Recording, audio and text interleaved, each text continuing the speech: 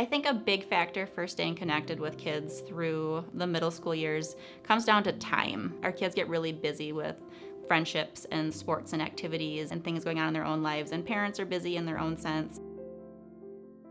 Their focus may be on adult responsibilities, and well, the kids are just trying to make it through their day too. And that might be sort of the disconnect that happens where you're so worried about your own lives, but as a family unit, you still gotta stay together and work together. When we look at the pressures that our students face, especially lately, we put a lot of pressure on academics and the standardized tests, but we kind of forget about the whole child aspect. They need relationships with their families to stay strong, and they need to know how to advocate for themselves and get their needs met as they move through these stages. As soon as they feel that they have a position of importance and that we value them, it's very transformative for them.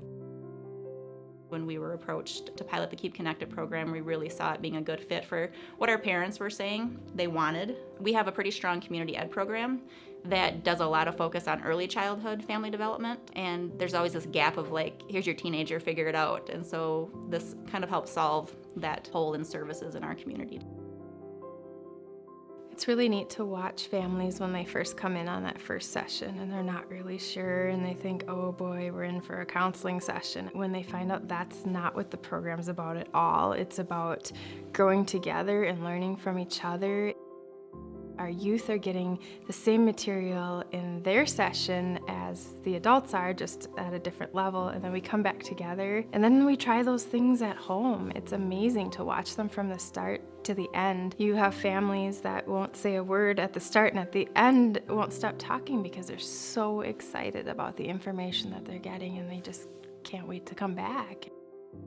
And they say that they're using the skills and the tools that they've used. They're still having family meetings and using some of the techniques that we talk about in our discussions as ways to continue developing the relationship with their kids. The communication between her and I these last couple of weeks have helped a lot, because basically I would just tell her, get your stuff ready because we got to go, and where are you going? Well, never mind, just get, But now it's like, what do you want to do? What movie do you want to watch when we go to the movies?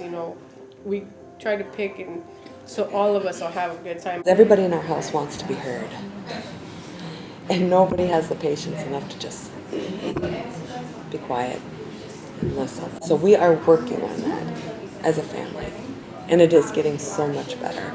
And I'll tell you, the difference is night and day.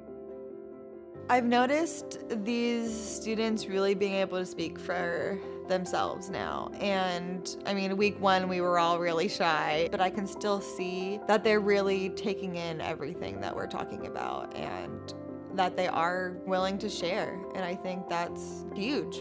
I think because my parents come here, they're trying to connect with me more, and that makes me respect them a little bit more.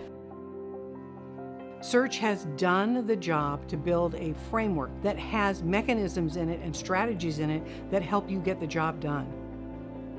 I would definitely recommend Keep Connected for other community and school facilities. It really helps fill the gap and meet the needs of the families who are saying, hey, we want to keep up with the trends that are going on. We want to find support in the school. It absolutely makes a difference, I think, in the families who participate.